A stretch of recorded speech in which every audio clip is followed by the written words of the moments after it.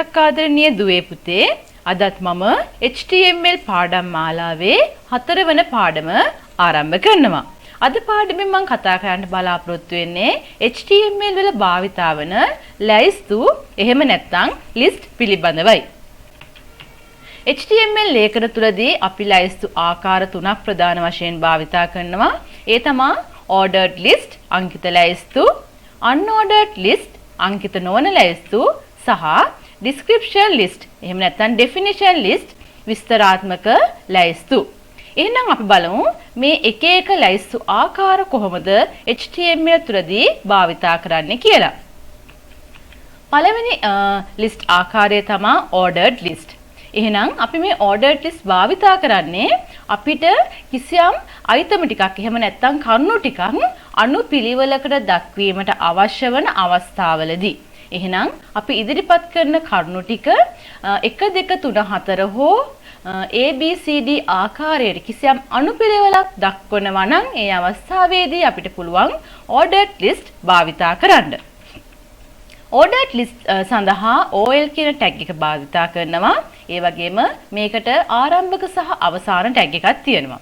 ඒ වගේම තමයි මේ ලැයිස්තුවේ item නිරූපණය කිරීම සඳහා අපි LI කියන tag එක භාවිතා කරනවා. මේකට ආරම්භක සහ අවසාන tag එකක් තිබුණත් අපිට ආරම්භක tag එක භාවිතා කිරීම ප්‍රමාණවත් වෙනවා. ඒක අපි ප්‍රායෝගික ක්‍රියාකාරකම් වලදී බලමු. මේ ordered list වලදී අපිට OL type එකක් භාවිතා කරන්න පුළුවන්. එහෙනම් OL කියන element එක තුල type එකක් භාවිතා කරන්න පුළුවන්. එතෙන්දී type එකේ value එක අපිට විවිධාකාරයට දක්වන්න පුළුවන්. උදාහරණයක් විදිහට අපිට හින්දු අරාබි numbers භාවිතා කරන්න පුළුවන්. ඒ වගේම අපිට රෝම ඉලක්කම් භාවිතා කරන්න පුළුවන්. ඒක simple සහ capital ලකුණු වෙනම භාවිතා කරන්න පුළුවන්. ඒ වගේම ඉංග්‍රීසි හෝඩියේ අක්ෂර භාවිතා කරන්න පුළුවන් capital සහ simple ආකාරයට. ඒ වගේම අපිට කිසියම් ස්ථානයක මැද ස්ථානයකින් පටන් ගත්තොත් එතනින් ඉස්සරහට අපිට පිළිවෙල දැක්වන්න පුළුවන්. එතෙන්දී අපි භාවිතා කරන්න බලාපොරොත්තු වෙන අක්ෂරය ලබා දෙන්න පුළුවන් value එක විදිහට. එහෙනම් අපි මේක ප්‍රායෝගිකව කොහොමද භාවිතා කරන්න කියලා notepad එකක් තුලදී බලමු. මේ පේන්නේ මම සකස් කරගෙන තියෙන notepad එක අපි ලේඛනය ආරම්භ කිරීම සඳහා HTML tag එක තියෙනවා. ඊට පස්සේ head එක තියෙනවා. head එක තුල අපි title එක දාලා තියෙනවා. title open tag එක සහ close tag එක අතර title එක විදිහට මම පෙන්වන්න බලාපොරොත්තු වෙන first web page කියලා දාලා තියෙනවා. මම ඊට පස්සේ head එක තුල එච්චරයි සටහන් කරන්නේ. මම head එක close කරලා තියෙනවා. ඊළඟට body එක ආරම්භ කරලා තියෙනවා.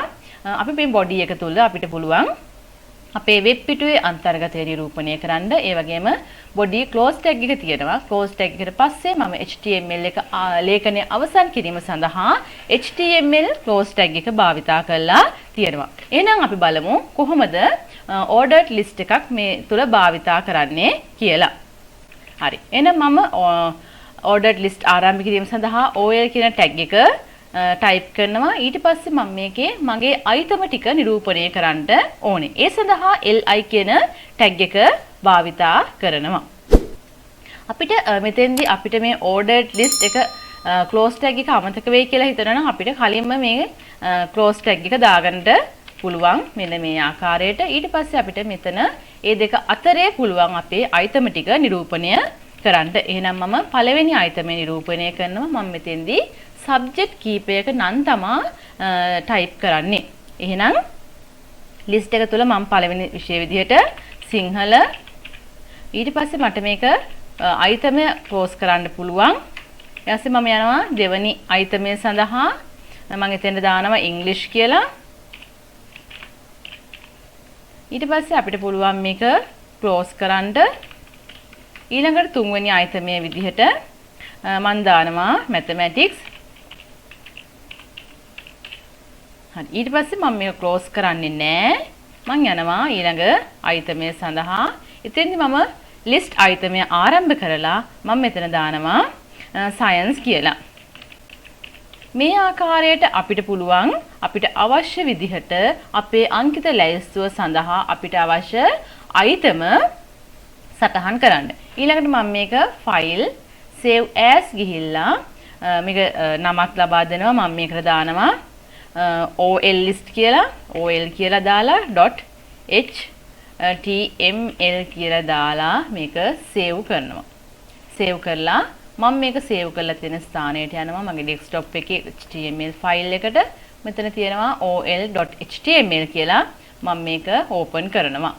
එහෙනම් ඔයාලට බලා ගන්න පුළුවන් අපි ඉදිරිපත් කරපු item ටික කිසියම් අනුපිළිවෙලකට නිරූපණය වෙලා තියෙනවා. එතෙන්දී 1 2 3 4 කියන අංක භාවිතා කරලා තියෙනවා. එහෙනම් අපිට පුළුවන් මෙතෙන්දී default එක විදිහට තමා මේ 1 2 3 4 කියන ඉලක්කම් භාවිතා වෙන්නේ. අපිට මේ ඉලක්කම් වලට අමතරව අපි කලින් කතා කරා වගේ හින්දු රෝම ඉලක්කම් හෝ ඉංග්‍රීසි අක්ෂර භාවිතා කරනවා නම් අපිට පුළුවන් මෙතන type එක වෙනස් කරන්න.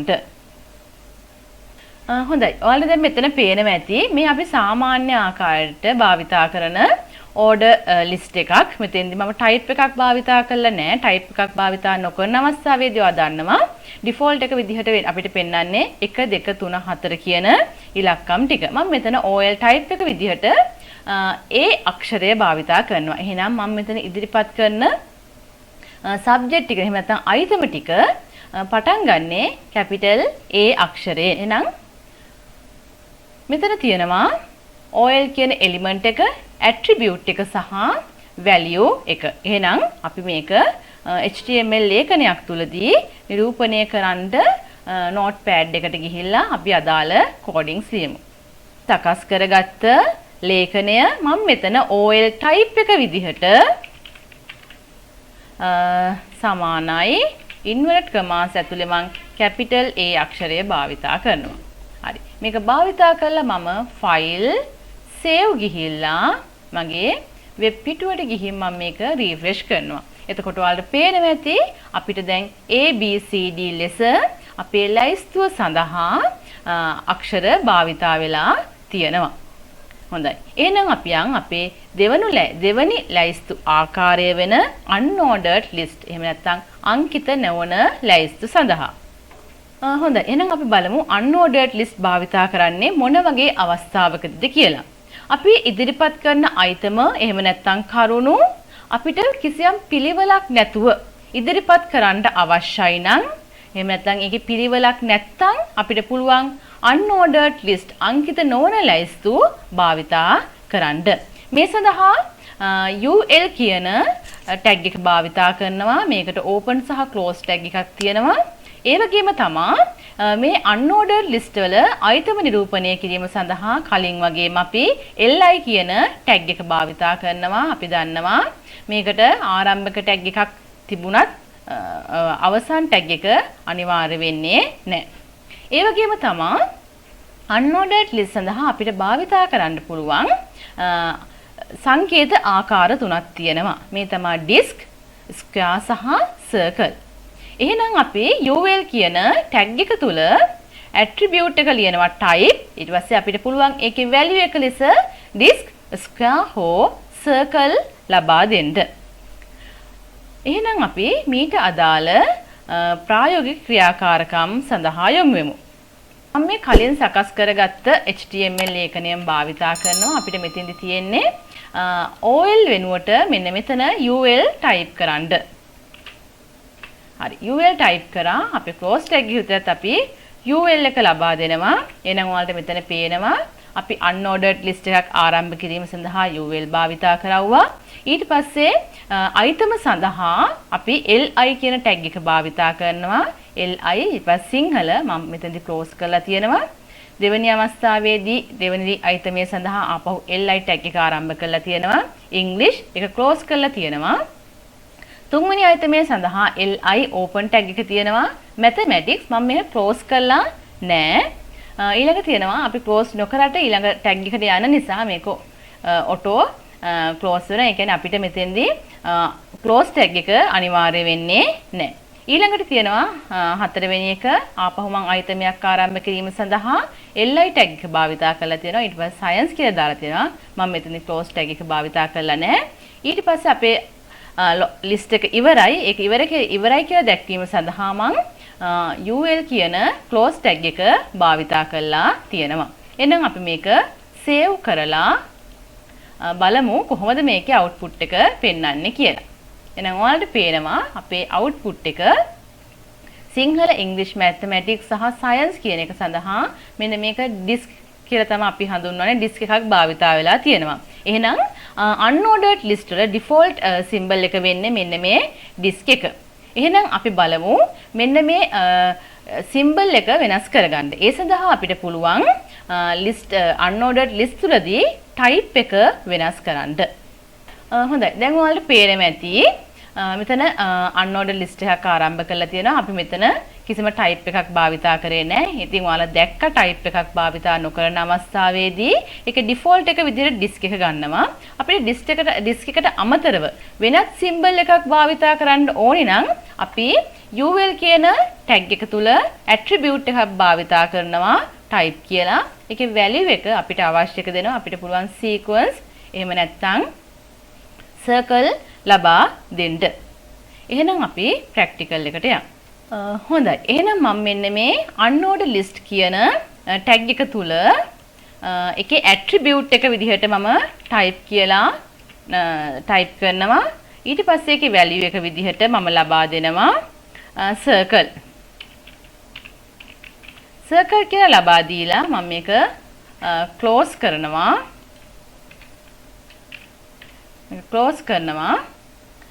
close කරලා මම මේක save කරලා web page එකට ගිහිල්ලා refresh කරනවා. එහෙනම් ඔයාලට පේනවා ඇති මෙතන අපේ තිබ්බ disk එක circle එකකට මාරුණා. ඒ සඳහා අපි භාවිතා කරේ ul කියන type එක තුල අපි type කියන attribute එක භාවිතා කරා.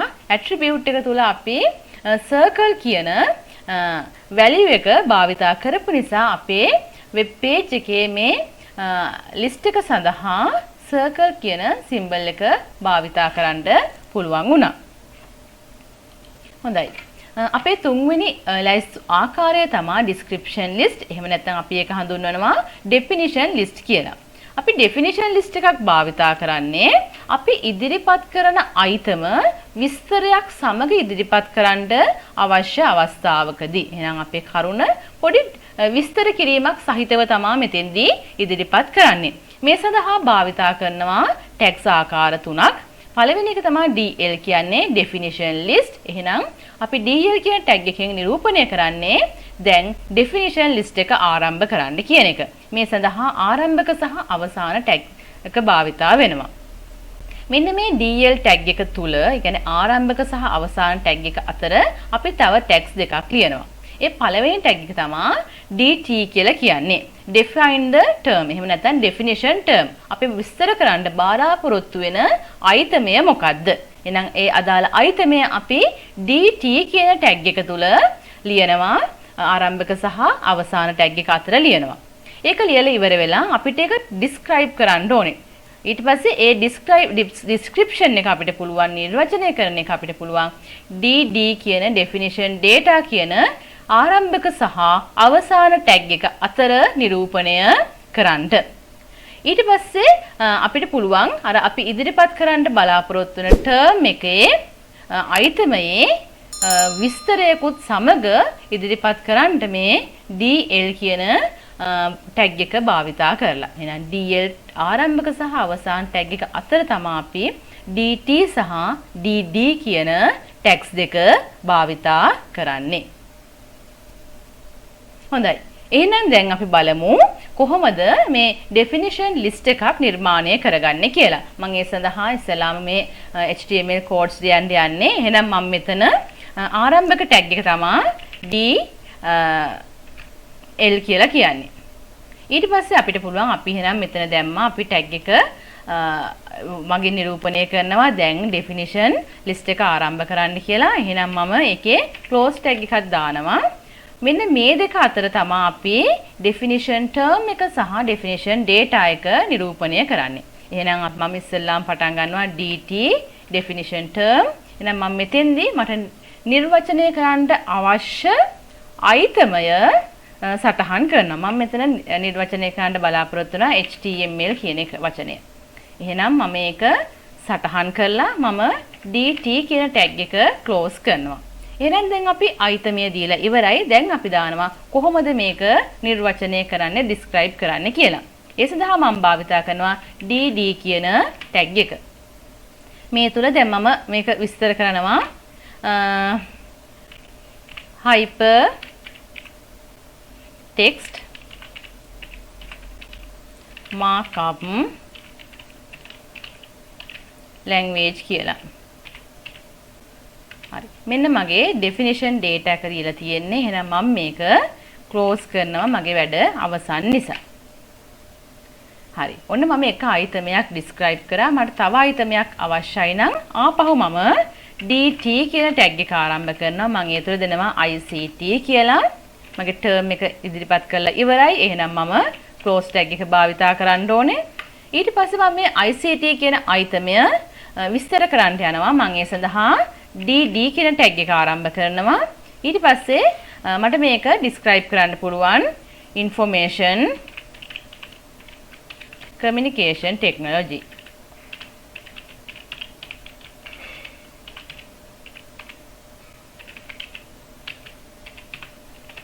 මම term එක describe කරලා ඉවරයි. මට පුළුවන් මේක close කරන්න. හරි. එහෙනම් මම DL එකක් ආරම්භ කරලා තියෙනවා. පළවෙනි term එක දීලා තියෙනවා hypertext markup language සඳහා. ඊට පස්සේ මම DD තුල ඒක නිර්වචනය කරලා තියෙනවා. ඊට පස්සේ මම අදාළ නිර්වචනය වුණාට පස්සේ tag එක close කරලා තියෙනවා. දෙවෙනි term එක තියෙනවා ICT. ඊට පස්සේ tag එක close කරලා තියෙනවා. ඒකට අදාළ data එක මම DD කියන ආරම්භක සහ අවසන් tag එක මත ඇතුළ type කරලා තියෙනවා. ඊට පස්සේ මම definition list එක close කිරීම සඳහා close tag එක භාවිතා කරලා තියෙනවා.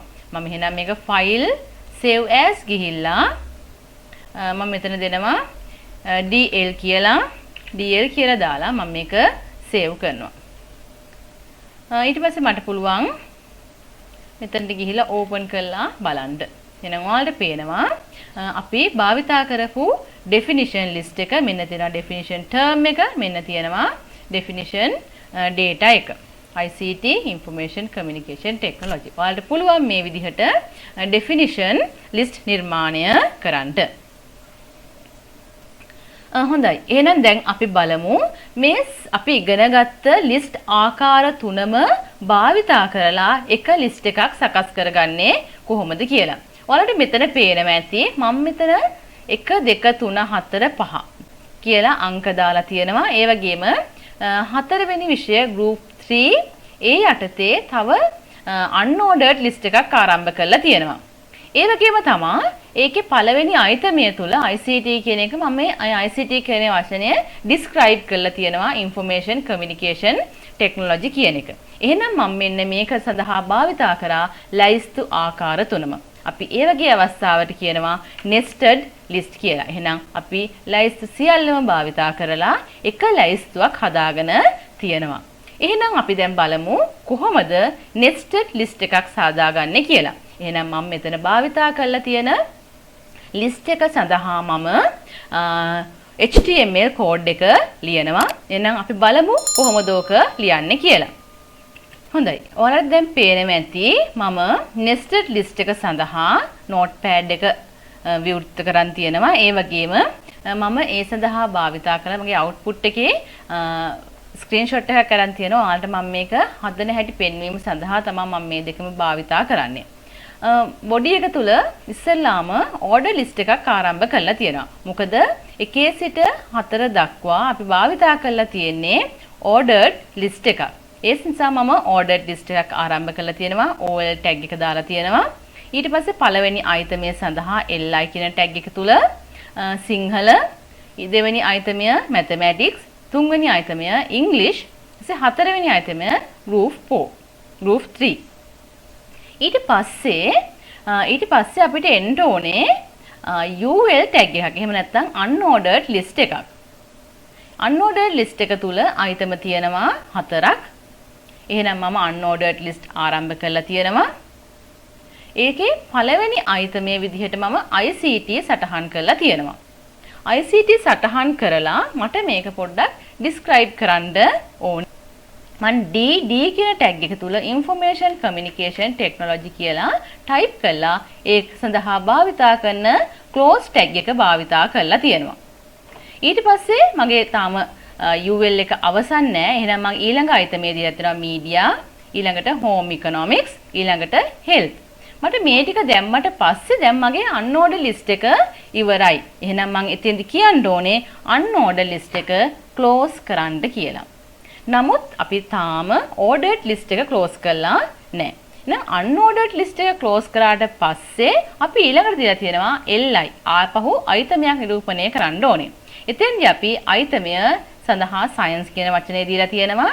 එහෙනම් අපි මේ දක්වා ordered list එක close කරලා නැති නිසා ඊළඟ අගය විදිහට අපි ඉහළින් නවත්තපු තැන ඉඳලා ordered list එකේ ඊළඟ ඉලක්කම භාවිතා කරනවා. එහෙනම් ඒ සඳහා තමයි මේ පහ භාවිතා කරලා තියෙන්නේ. එතනින් අපි ඉදිරිපත් කරන්න ඕනි අයිතම ඉදිරිපත් කරලා ඉවරයි නම් අපිට පුළුවන් OL කියන close tag එක භාවිතා කරන්න.